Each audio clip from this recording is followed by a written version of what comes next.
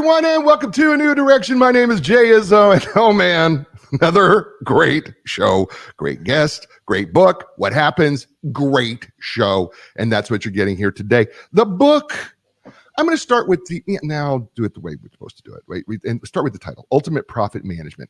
But I believe the secondary title, there is power in that. Listen to this. Just listen.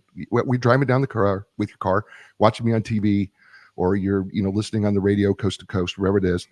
Maximizing profitability as you grow your business. Ooh. I have a lot of people who watch and listen to the show who own their own businesses, or many of you are entrepreneurs trying to start a business or want to get it off the ground. Manny Skevofilax, did I get that right? I think I get that. Skevofilax, did I get that right? Yeah, I've been practicing it for 2 days and driving people crazy saying it.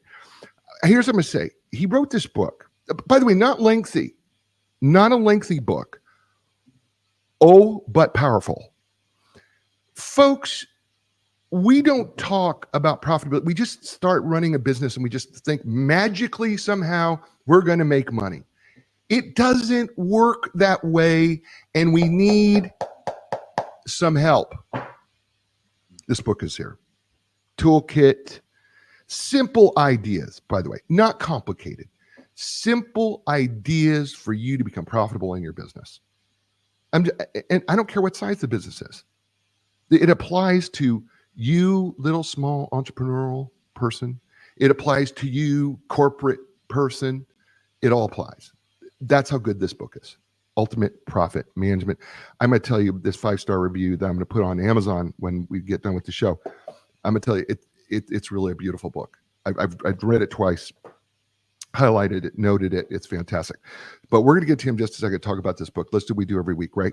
We're 4-part people: physical, mental, emotional, spiritual people. Fact of the matter is, if we are not growing in each one of those areas, we're dying because we never stay the same. We are not static.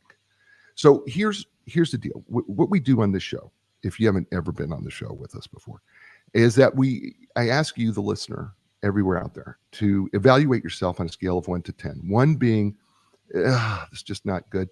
10 being, wow, I don't think it could get any better in each of these 4 areas. So for example, physically, if you were to evaluate yourself on a scale of 1 to 10 on getting enough sleep, eating right, getting enough exercise, drinking enough water, taking care of your body, on a scale of 1 to 10, 5 being average, how would you say you're doing? Now look, if you're a 2, this is a non-judgment zone, okay? No judgment.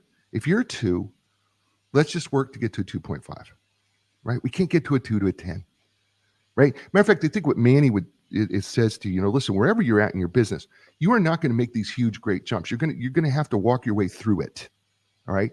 Change comes slowly, all right? Now, some of you may have to make some changes immediately in order to flip around your financial situation in your business, right? But you've got to start somewhere, right? So if you're a 2 and physically, let's just get to 2.5, right? Real simple to do. Change something. Diet, exercise, something. Take a walk. That might be just enough to get you to 2.5. The second area is their mental, intellectual area. Here's the thing, folks. I could sit on Manny's book all day. I can't absorb a darn thing from it. I have got to be an active participant in reading this book, is what I have to do.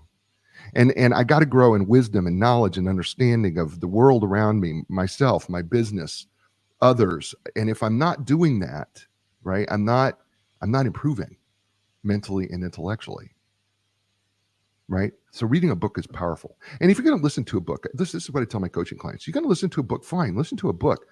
But before you leave the car, write down 1 or 2 things that you're going to take action on, because our intellectual, mental abilities come as a result of our action. It's not just knowing the material, it's taking the material and applying it. Okay?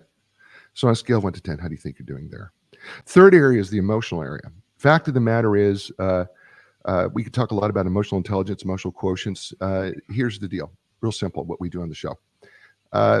How well are you able to control your emotions under stress and pressure? Like when you're in a hurry and somebody cuts you off in traffic, how well are you able to control your emotions there? And then the second piece, how well are you able to tap into and understand the emotions of another person? Because the fact is, Manny talks about in the book that, you know what, your most important asset is your employees. How well do you understand them emotionally? How well are you able to tap into them emotionally? Do they believe that you understand them and you care about them? Are you really? Maybe you need to improve your emotional vocabulary. There's a number of ways we can do things to improve. But emotional control and tapping into others. On a scale of 1 to 10, how would you say you're doing? Okay, that's your third area. The fourth area is the spiritual. And make it real simple.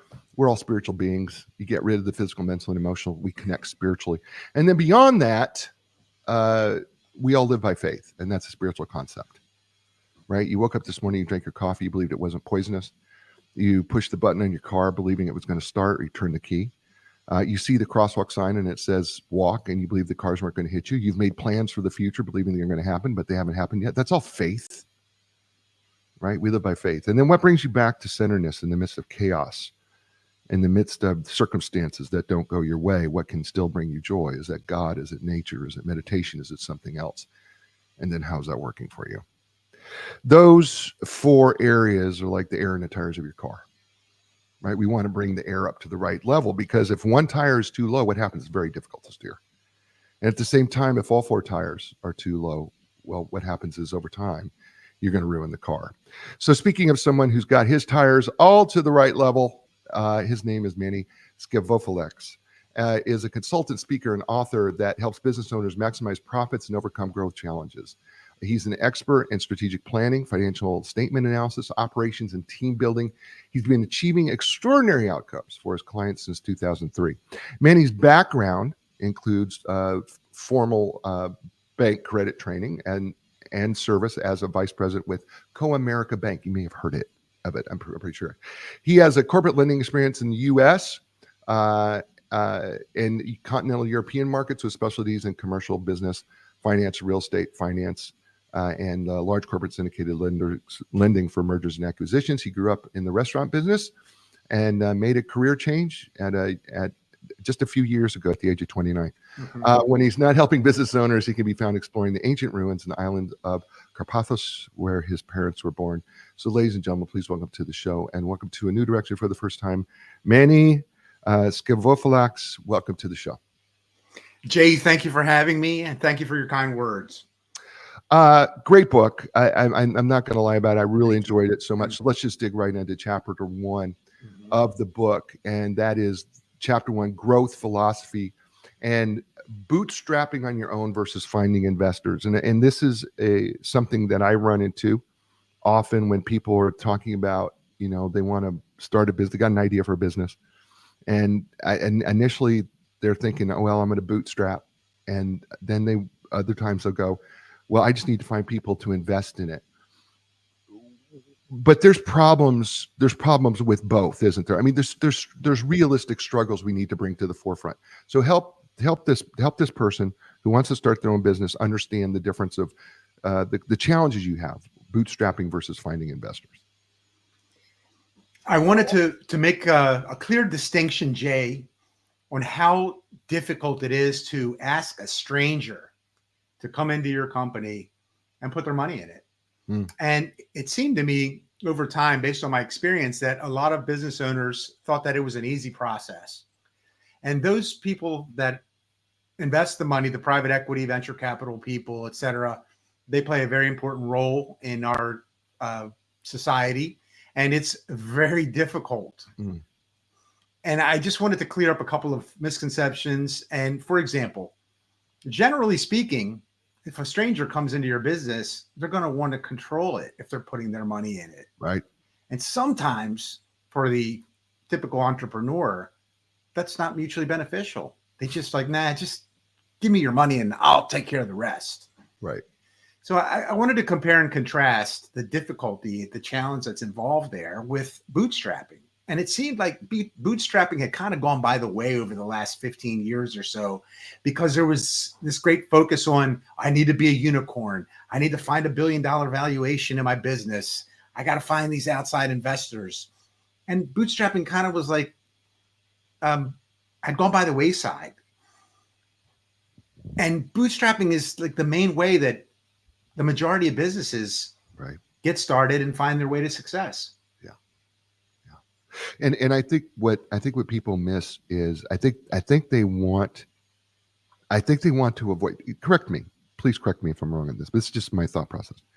I think what people want to do is they want the investor so that they can get off the ground faster, because bootstrapping oftentimes takes longer, it's slower and longer to get there. Mhm. Do you think that's true? That's an excellent point. And perhaps they don't have the capital. Yeah, to spend. right. Yeah. Right. Right. Yeah. Mhm. But I get it. I get why they do it. But I also, you're right. I mean, when you see somebody bootstrap their business from the ground up and they work through it, I don't know I've never seen the statistics. Maybe you have. But I've got to believe that they're probably have a higher chance of being more successful if they bootstrap themselves from the very beginning up versus having investors. Because it's just so complicated to get rid of investors once you have them, especially if you get successful. Well, you got me on that one. I don't know that statistic. Yeah. But it's a good one. I'm going to have to go look it up. We should, Manny, you and I should figure it out. And if somebody wants to do that Yeah. right now live, they can do that. They can send us if you can find that stat. You have in this investor. Let's just go to the investor side here real quick. Sure. You talk about you have some tips for accomplishing investors who don't maybe know you, because it's very challenging to convince the investor that your idea is going to be successful, and when you don't really have a track record of market validation. And so you point out some things, and you talk about point out the competition. That competition opens up markets, doesn't foreclose on them. Before seeking investors, offer free help or samples. Is there any one of those, of the 7 things that you give us, is there any one of those that stands out to you that goes, this one has a tendency to be more effective than others when it comes to convincing an investor that your idea will be successful?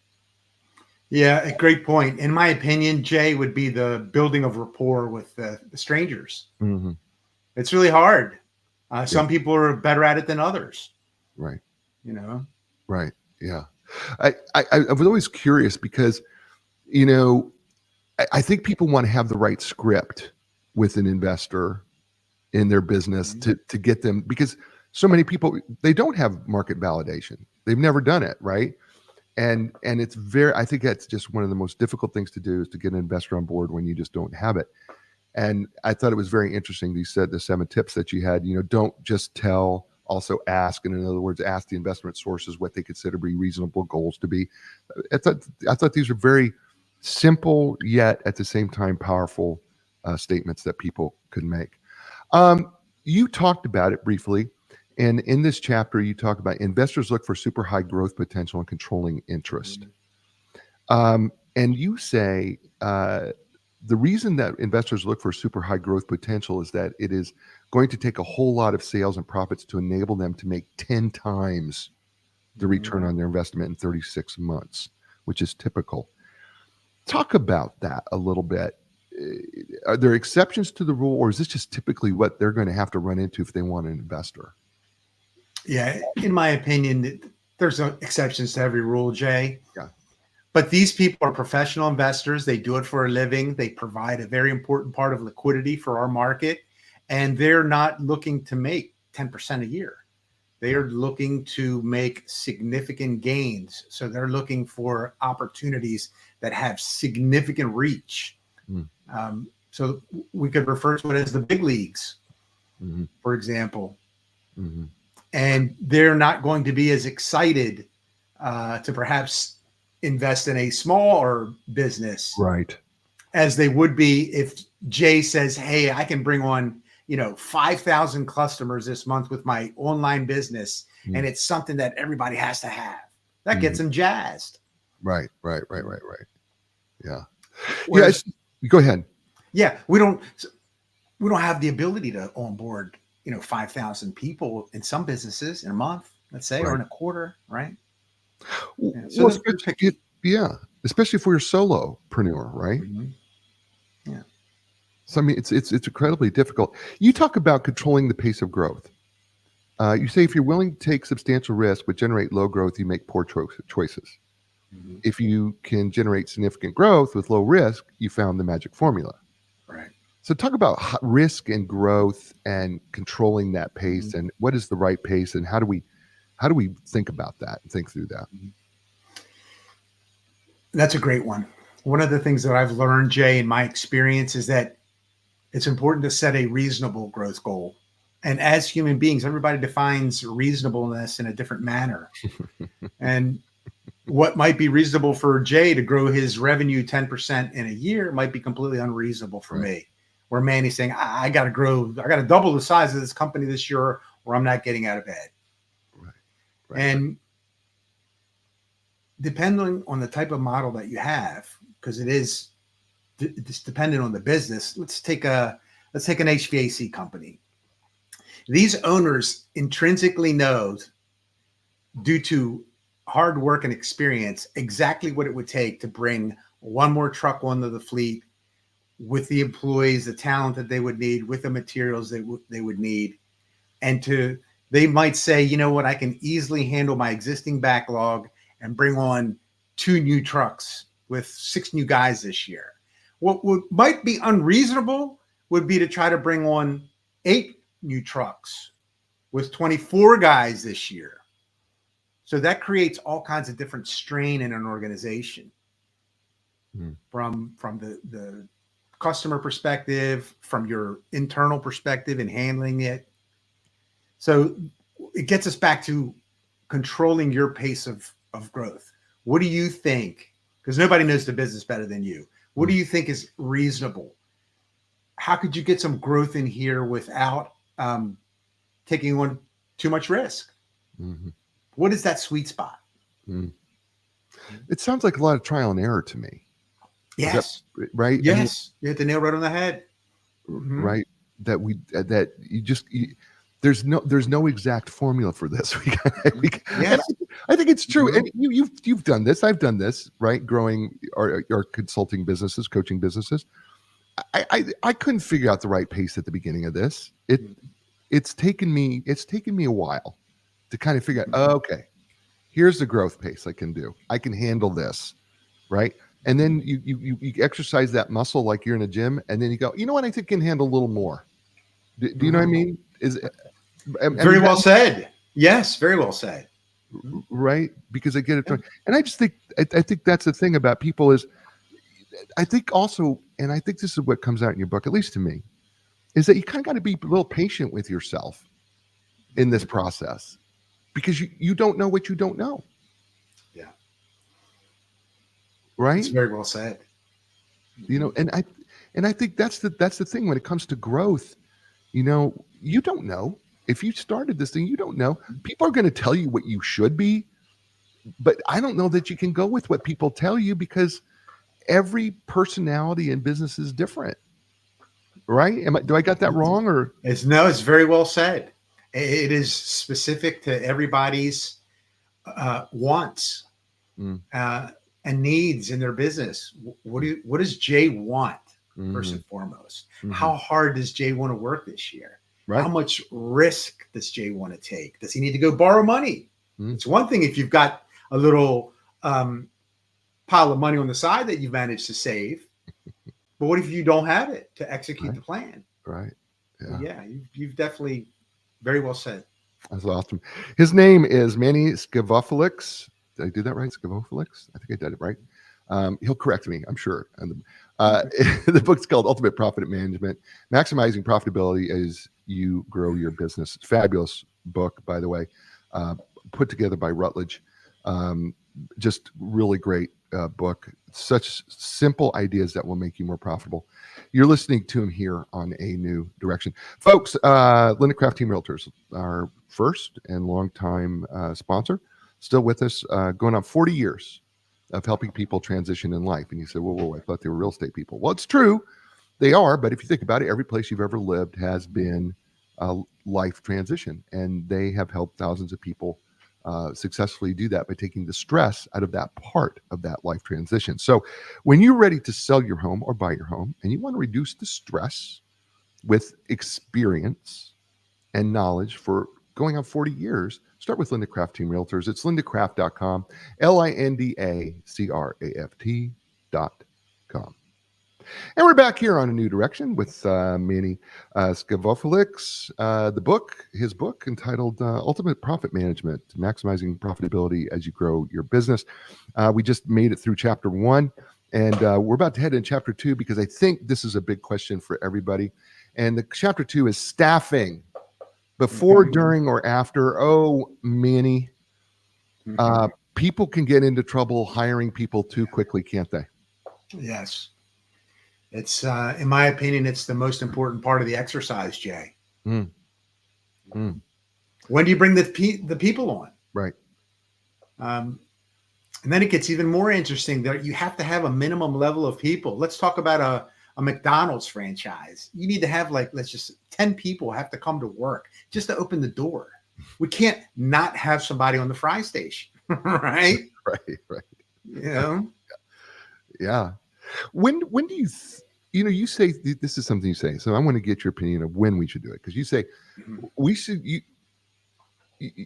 Well, I should say, explain this.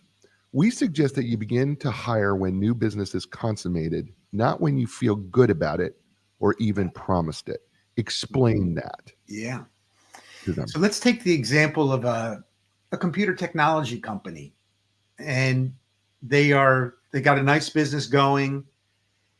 They're looking to grow. Some opportunities are in the pipeline.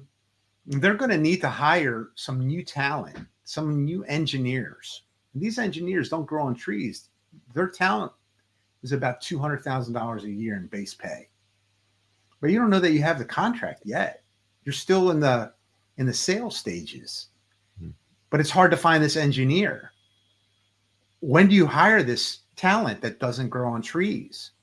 What if you bring them on now and you never get that contract?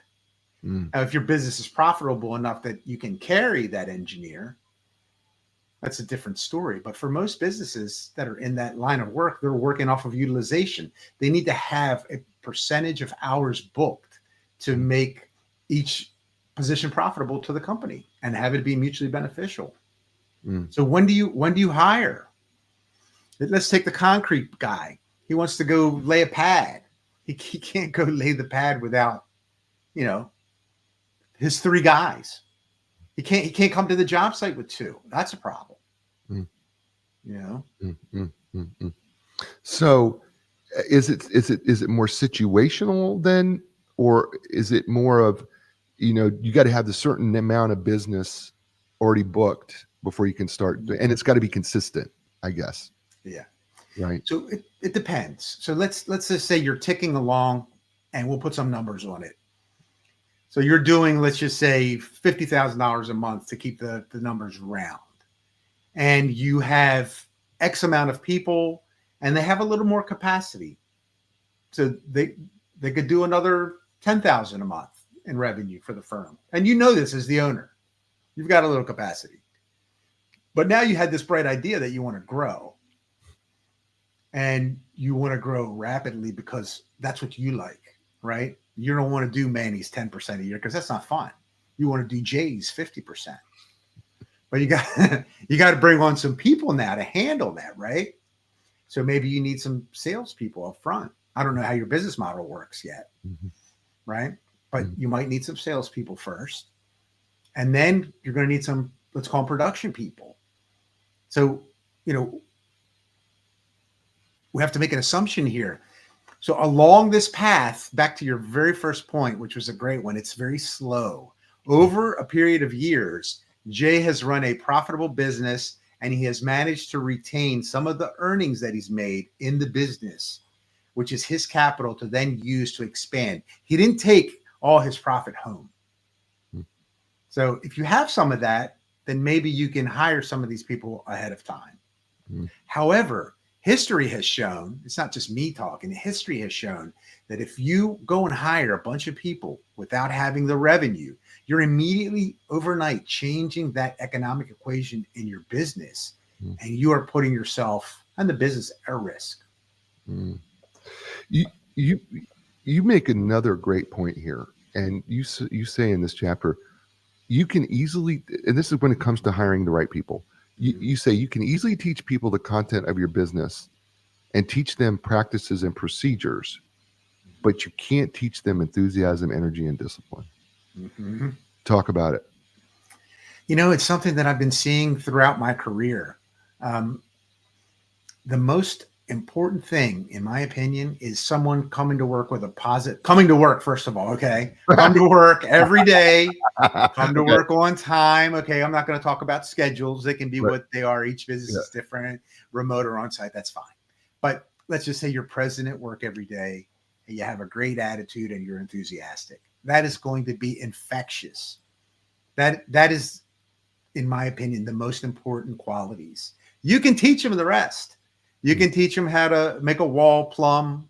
You can teach them how to finish that concrete. It might not be as good as you because you've been doing it for 30 years. But if you see the potential, you can't teach the attitude. You can teach them the profession. Mm. So Mm. unless I have a great personality, but I'm not teachable. You're like, Right. gosh, Manny, come on, I've showed you this 10 times. Right. So in my opinion, based on experience, hire those enthusiastic people that want to show up and see you every day, Jay, either on site or remotely, and you teach them the rest.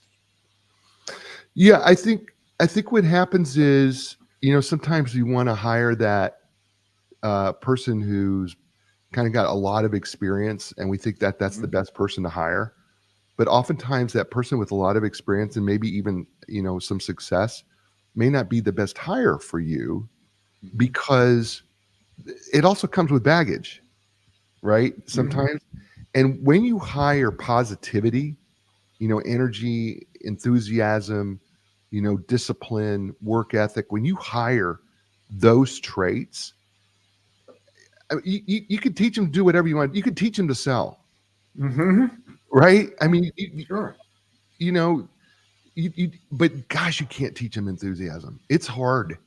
I mean, you and I both know, we coach people, and you've coached people that sometimes there are some people that are more difficult than others to coach. Yeah. Simply because of their personality traits. It's not that they're uncoachable. It's just they possess a different set of challenges. What do you mean by too often we allow our egos to generate hiring? We, in my opinion, Manny feels better because he just went and hired this all-star salesperson at $200,000 a year. Any way you want to describe it, it sounds spectacular. I am going to feel good telling that to my peers, my bankers, my wife. It feels good. Now, there's a guy back there named Jay or Manny that are going to be like, hey, that does sound good, but can you afford to do that? And they're like, shoot, get out of here. Don't mess up my enthusiasm now. I'm hiring this big name. Big things are coming. Right. Don't be a fear monger. Right. We'll figure out how I pay for it later. All right. So you have to, it's very difficult, but it can be done, to be unemotional about the process. It's a business decision. It has to be mutually beneficial for you and for that hire. Right. You talk about here too that you're better off working harder for a new business than bringing on more staff to handle it. I learned that over a period of time. So, the first thing when you're a solopreneur or you have a small firm, sometimes the first question people ask are like, Jay, do you have the capacity to take on my business? Yeah, we have the capacity. We know exactly what service we're capable of delivering, because we don't want to mess up. If we mess up because we take too much on, we might get a bad review or a bad testimonial. That's not good for the business.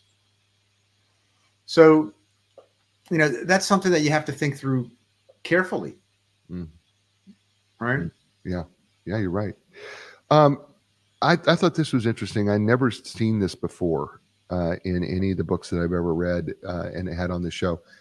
You said one rule of thumb is that a new salesperson requires a minimum of 3 months to start producing sales.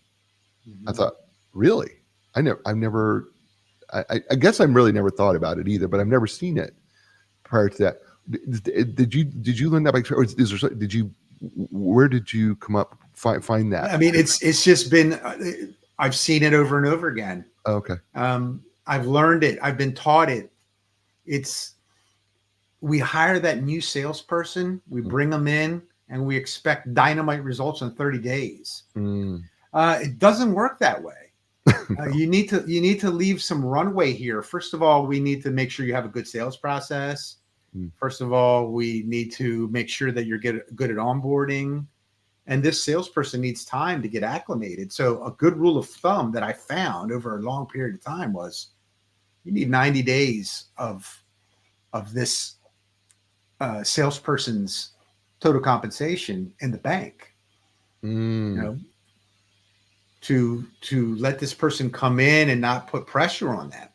Because that's what I found is the business owners are like, I'm going to hire Jay and he's just going to rock the minute he hits the door. And you know, and then at the end of the first month, you're like, oh my God, he didn't sell anything. And I paid him $15,000. Right. You know, I'm going to pay him $15,000 next month too. So now I'm out 30, you know? Right. Yeah. Yeah. I find that interesting because I think oftentimes people will hire a salesperson and just believe that they just magically are going to start selling right away. And then, you know, if they don't sell in the first 30 days, they can kind of get away with that. But if it's not in 60 days, they go, this guy's not going to make it. But what you're saying here is you got to give them 3 months before they can actually start doing anything. That's goes against the grain, I think, of a lot of sales manager, owner thought process. But I think it's a good one on your part. Again, thank you. It's something that I've been taught. It's a relationship business. You don't know exactly, you know, and there's all kinds of stuff involved, right? If you're hiring me from another firm, I might have some kind of non-compete or non-contact or something, you know, that I can't talk to my existing clients. You never know. So this is all going into our little pot of soup that we're making here. It's one of the ingredients. Be reasonable about your expectations here for that salesperson. Because it's going to put you under pressure too. If you really need those sales to get the business, you know, to increase the profitability, you're going to have mismanaged expectations. You talk about here, and this is as simple as it gets. We advise against family employees.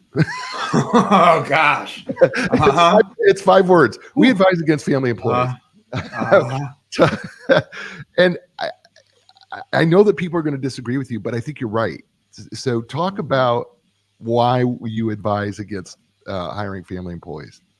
All right. May I humbly state that there's always caveats for sure. Right. Of course. For that, right? Yes. All right. But generally speaking, so Manny goes to work in his dad's business. His dad believes that he's doing a pretty good job grooming Manny for ultimately taking the position. But Manny's not really, he's not built for it. Right. He's just not. Right. And what's happening now internally, because nobody's going to come and tell Manny's dad, Jay, that Jay, you're alienating all of your longtime stars that have been in here. And Jay cannot go have a quote unquote PIP, performance improvement plan conversation with his son. Right. Right. Right. Because who knows what kind of dynamic Jay and his son Manny have going on. We don't know that. Right. We're certainly not going to tell the employees. You know, nope. my son gets on my nerves when he does that. Right. We're not gonna air out the dirty laundry. So it hampers our ability to be professional and to be able to communicate in the quote unquote usual sense when you have an employee that is not a family member. And I don't even want to get into, even though I'll touch it briefly, some family members feel entitled. Right. So, and that can really be a problem. Oh yeah. You know? Right. Well, and then the employees start to think that they're favored, right? Yeah. You know, Jay just closed that door on me. He just put his son in there. That's a big roadblock. I've been here 22 years. Exactly. I am never going to make it because now Manny is my peer. Yeah. And Manny's been doing this all 5 years. Yeah. And I got to train them. Right. Right. So Right. over Right. time, yeah, overall, now there are some businesses out there that hired their offspring or hired relatives and they did fantastic. Sure. But I believe them to be in the minority. Yeah. I agree with you. Yeah. It's very difficult, I think, to hire family, husband and wife. I think it's very difficult to manage that as well. Um, I think it's just a lot to manage, and especially when you have multiple employees, it could be very difficult. I think it's one thing if it's a family-owned business, then it's only family. It's a whole nother thing when you have external employees involved in the business with family. The dynamic just there is can be awful. Um, will you say be careful about virtual anything? That you recommend that you don't do this because you wind up spending more time with these virtual folks than if you did it yourself. Talk about be careful about hiring virtually. Yeah, and I don't mean to knock the virtual piece. Oh, The point here is there's been a lot of emphasis on virtual assistants, which I understand, or I believe I understand the thought process. If I could get someone to handle let's call it the lower value tasks that I have to do, like ordering the office supplies, for example, then I could focus on trying to land a client or help my salespeople or help on the production floor, which is a higher value task. However, it seems like the examples that I've seen, it's almost creating double work on the virtual side. If you have to, can you clearly communicate exactly what outcome you're looking for to that virtual assistant? It sounds good, especially if they're in a different time zone, so they can work when you sleep, right? And then you wake up and it's ready. But it's a difficult. It can be a difficult situation that causes extra work for you. right. So that one, in my opinion, requires great care. Now, if it's a troubleshooter, let's say you hire a virtual marketing person, or a virtual whatever. If it's a specialist, that might be, which is providing a piece of knowledge and filling a gap for you. That's a little bit of a different story, in my opinion. Yeah, and I agree with you because like I've hired a virtual person to. I needed something fixed on my website right away, and I went to the site. Everybody knows the names of them, and I went to site, found this guy who was extraordinarily reasonable, and he fixed it for me in 24 hours, right? Because I needed the website, and it was done in 24 hours. He knew exactly what the problem was, and it cost me very little to do it, but he was able to make it happen. But that was his specialty, right? I think you're right. When it comes to ongoing work, I think, that's daily or ongoing. I think then it becomes more difficult from a virtual standpoint because I think the more that you have to communicate, I think there's more difficulties when you're not face to face and trying to make communication. That's very well said. Yes. You talk about, and we've heard this before, but I would love to have your perspective on it. The question is, you say if you're so busy fighting fires that you can't spend time on strategy, then no one else is either. Beautifully written, by the way, and you won't have a strategy. So the question becomes, are you working on the business or in the business? Yeah. Let's talk about that for a second, because I think we know it, but I'm not sure that we always understand the difference in what you're saying here. So really focus on helping people understand that difference clearly. So in my experience, Jay, I work with business owners that have bootstrapped their businesses and they wear all the hats. They're the chief executive, they're the chief sales officer, they're the accountant, right? They're the cleaner. They do it all. And there is very little time when you're bootstrapping, because especially if you have a family at home and other responsibilities, sometimes one of the areas that gets neglected is taking some time to just stop for a short period of time, review your financial results. All right, let's see how we're doing financially. I don't want to be looking at a financial statement 3 months later after the month's closed. And that's what happens is this, because it's a little boring. This is the one area that gets pushed to the side. I don't take time to go on a long weekend and put my thoughts down on paper on what I want to accomplish in the next 90 days or 6 months or a year. I don't look at my performance so I can nip any negative trends in the bud, you know? Right. So that's the difference between, in my opinion, mediocre management and excellent management. Yeah, I think what happens is entrepreneurs, you talk about it, entrepreneurs wear several hats.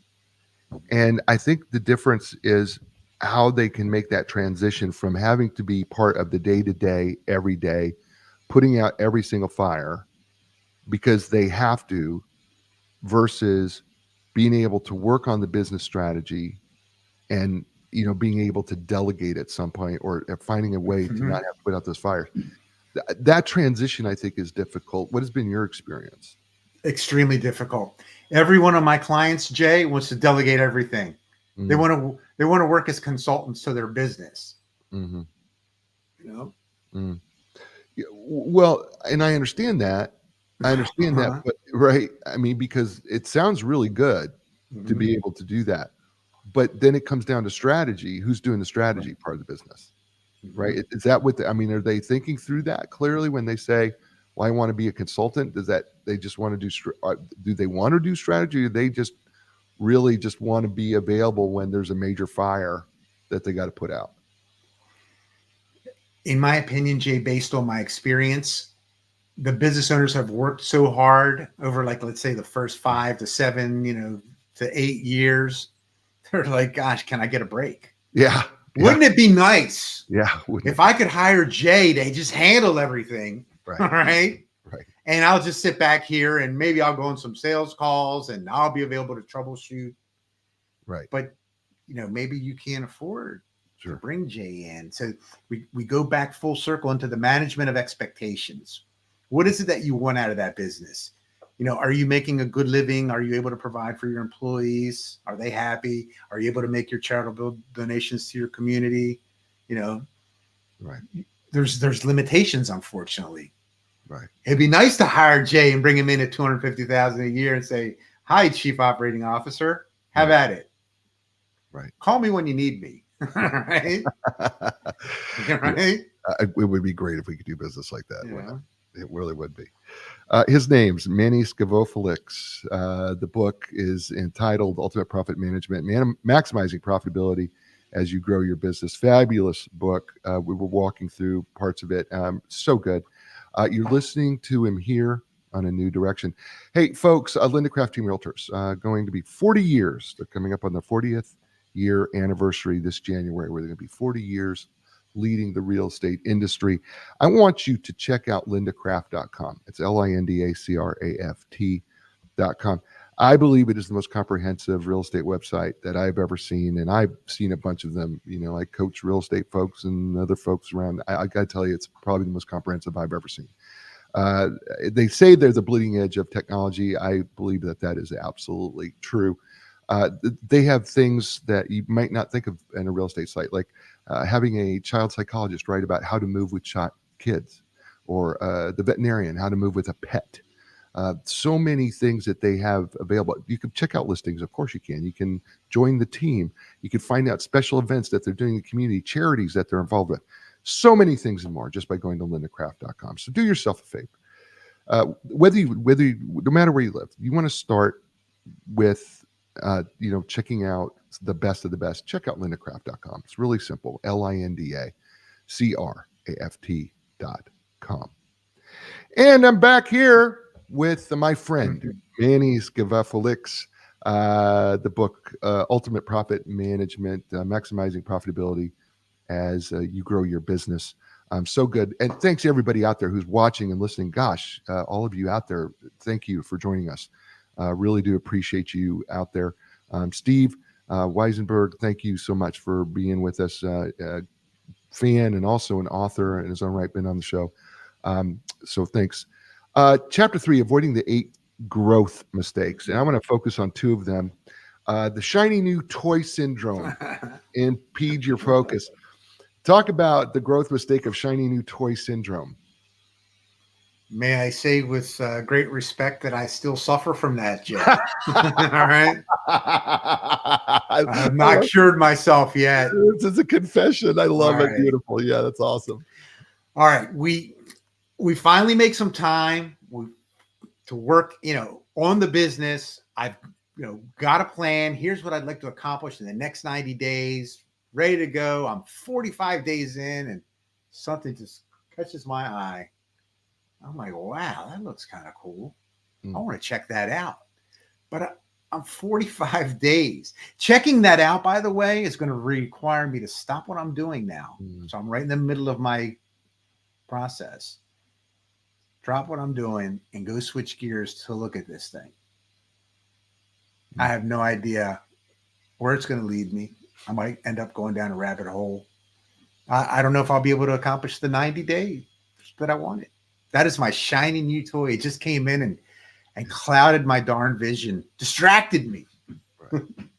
Well, we do this often, like with lead generation systems, right? The latest, greatest lead generation system becomes this new shiny toy, and you spend the money on it, and then it doesn't work out.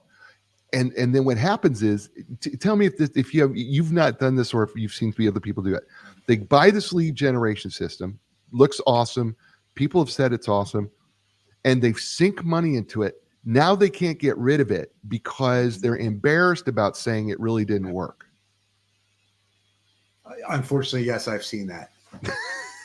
I may have even participated.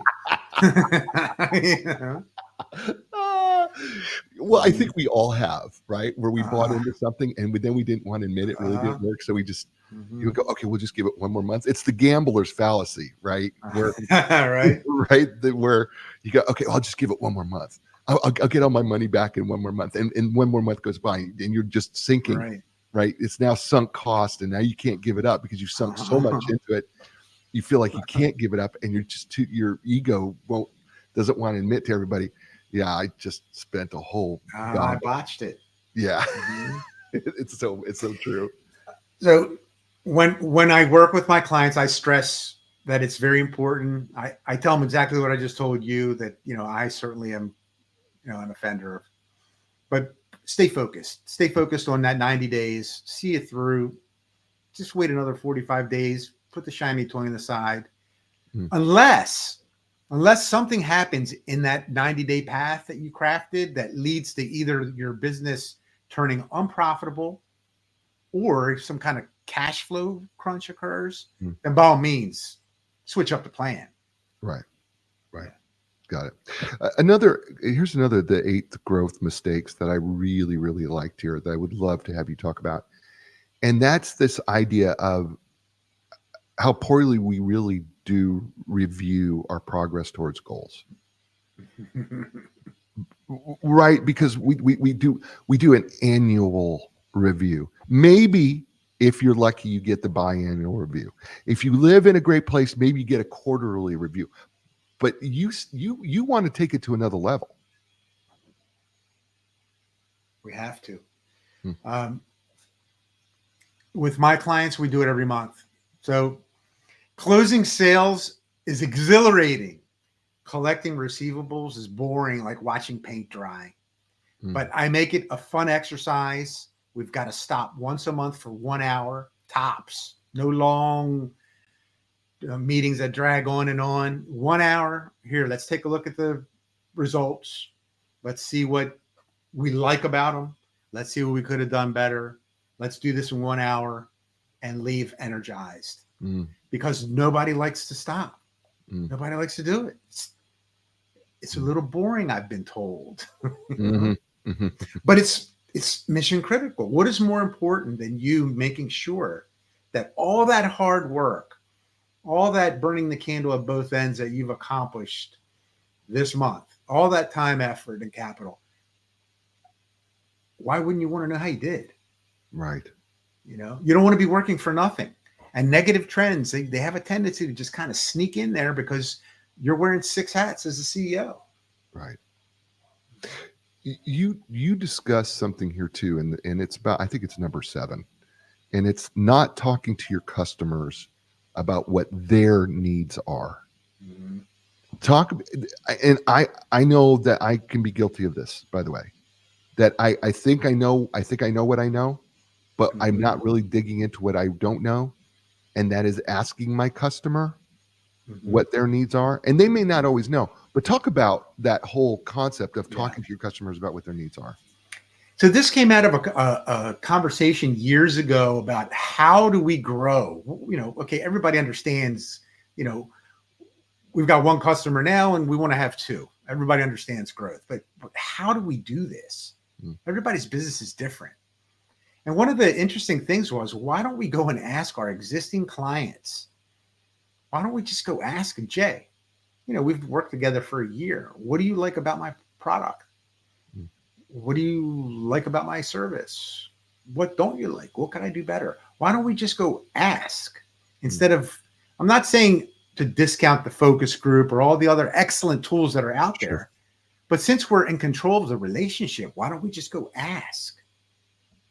And it happened to me, and I made some assumptions that were completely wrong. I didn't know that my customers were afraid to talk to their bankers. Right. And by asking them, it spawned a new line of business. Yeah. Well, here's the thing. It's such a simple idea, but I think because I'm not sure why we don't do it, but we have these clients or customers, right? That we have. Mhm. Why aren't we asking them, what can I do better? What would you like to see in this industry that we're involved with that I'm not doing? What would that look like for you? Right? Those this is what stimulated my thought process when I started, when I was reading this book, and I kept reading this over and over and over again, Mhm. was that why am I not asking?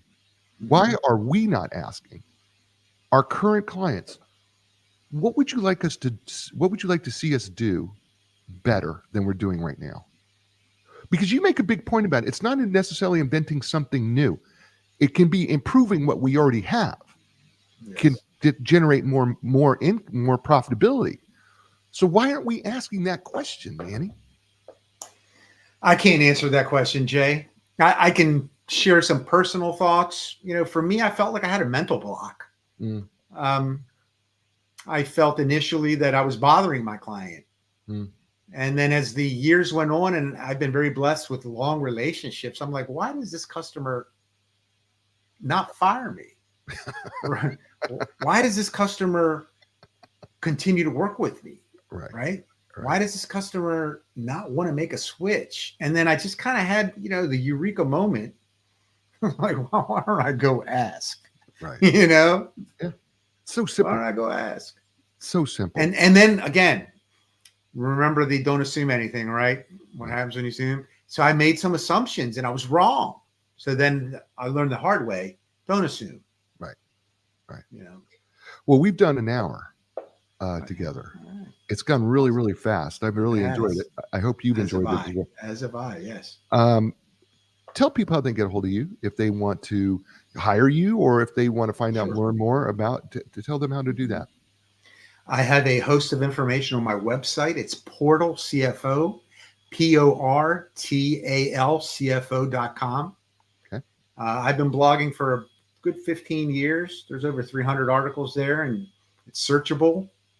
And it's a lot of fun information over there Okay. So for business owners. portalcfo.com. Yes. And I will put that on the blog post that's associated with the show so that people can click on it. Live link to portalcfo.com, and you can get a hold of Manny through there. And is your book on the site too? Beyond It is. You can get it at Amazon, or you can get it from the site's going to take you to Amazon as well. Okay. All right. Uh-huh. Cool. Awesome. Manny, thank you so much for being on. Stay with me, will you please? Folks, it's the show. You know what I say to you every week. You're in control of three things: your attitude, your effort, and your resiliency.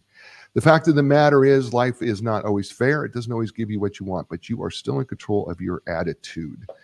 I know it can be difficult, but you can choose a positive attitude regardless of what happens around you.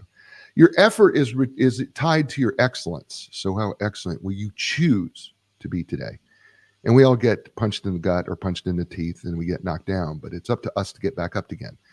And I want to just tell you something. You please get back up. Why? Because you're worth it and we need you on the team. I'll be back next week with another great guest, another great book. It's going to be another great show. It has to be. You had a lot of choices. You chose us. Thank you so much. We're so grateful. Give us a thumbs up on YouTube. Give us a positive review wherever you listen to the show. As I say to you all over the world, you know what that is. Ciao, everybody.